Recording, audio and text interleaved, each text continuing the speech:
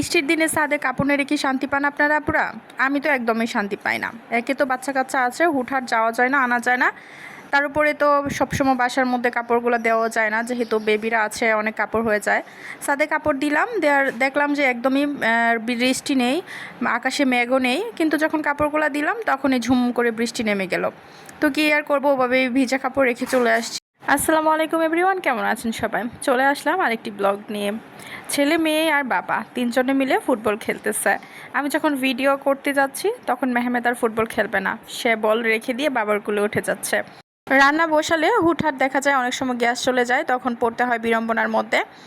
তো সকালবেলা রান্না বসিয়েছি, ভাত বসালাম চুলার মধ্যে। তারপরে কিছুক্ষণ পর দেখি যে চুলাটা হঠাৎ বন্ধ হয়ে গেল। আমি আবার ভাবলাম কি চুলা নষ্ট হয়ে গেল না গ্যাস শেষ হয়ে গেছে। তারপরে দেখি যে গ্যাস শেষ হয়ে গেছে। ইন্ডাকশানের মধ্যে বসিয়ে দিলাম ভাত। এখন তো অনেকটা লেট হয়ে যাবে, কারণ এগুলাতে অনেক একটু লেট হয় রান্না হতে। একটা চুলা, তার উপরে আমার আরেকটা ইন্ডাকশান আছে, একটা ইনফিনিট একটা ইন্ডাকশান। তো আরেকটা চুলা যেটা, এটা উঠিয়ে রেখেছি। এখন একটাতে যখন গ্যাস থাকে না বা বিপদে হঠাৎই যখন চুলাটা বন্ধ হয়ে যায়, তখন ইমার্জেন্সিভাবে এটা বের করে তারপরে রান্না বসিয়ে দিই। সবসময় রান্নাঘরে এই চুলাটা আমি রাখি না। এদিক থেকে তো গাছ দেখেন শুকিয়ে একবারে মাটি ঝনঝনে হয়ে গেছে। তো ভাবছি যে একটু পানি দিয়ে নেই, না হলে হুটহাট কখন জানি গাছটা মরে যায়। মানে সবগুলা গাছে এরকম কয়েকদিন পরে পরে একদম পানি শুকিয়ে যায়, হঠাৎই চোখে পড়ে যে পানি শুকিয়ে গেছে। তারপরে পানি দিতে হয়। সকালবেলা পানি দিচ্ছিলাম আর ভাবলাম যে গাছের গোড়াগুলা খুঁচিয়ে দিই। গাছের মধ্যে পানি দিতে গেলে দেখা যায় যে বারান্দাটা একদমই নোংরা হয়ে যায়। এটার কারণটা আমি আসলে বুঝতে পারছি, কারণ আমি তো আগে ব্যালকনিতে কখনো বাগান করি নাই।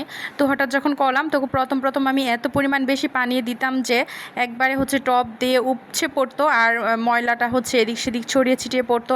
টবের নিচ দিয়েও পানি পড়ে একদম বারান্দা ময়লা হয়ে যেত, আর সেটা পরিষ্কার করতে 1-1.5 ঘন্টা সময় লেগে যেত। আর এখন ওই রকমভাবে আমি পানি দিই না, অল্প অল্প করে পানি দিই, যাতে করে ময়লা না ছড়িয়ে ছিটিয়ে পড়ে এবং নিচ দিয়েও যাতে পানি বের হয়ে না যায়, ময়লা বের হয়ে না যায়। রঙ্গন গাছটা সবচেয়ে বেস্ট আমার মনে হয়, সবসময় ফুল থাকে। রঙ্গন গাছে বারান্দার জন্য আপনারাও লাগাতে পারেন চাইলে। আমি যখন থেকে রঙ্গন গাছটা লাগিয়েছি তারপর থেকে একের পর এক কলি ফুল হচ্ছে, দেখতেও অনেক সুন্দর লাগে গাছটা।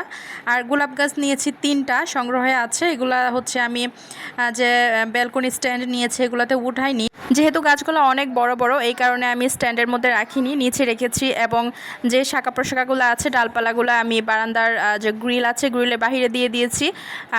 গোলাপ গাছগুলোতে কিন্তু অনেক বেশি রোদের প্রয়োজন হয়, আর বাহিরের দিকে দিয়ে দেওয়াতে রোদ পায় এবং ভালো ফুলও হয়, শাখা প্রশাখাও হয়। গোলাপ গাছগুলোর গুঁড়া আমি খুঁচিয়ে দিচ্ছিলাম। খুঁচানোর কারণে কিন্তু পানি এখন দেওয়া যাবে না, পানি একদিন পর দিলে বেটার হয়, যার কারণে আজকে পানি দেইনি। তো আজকের মতো এই পর্যন্তই, পরবর্তীতে আবারও কথা হবে।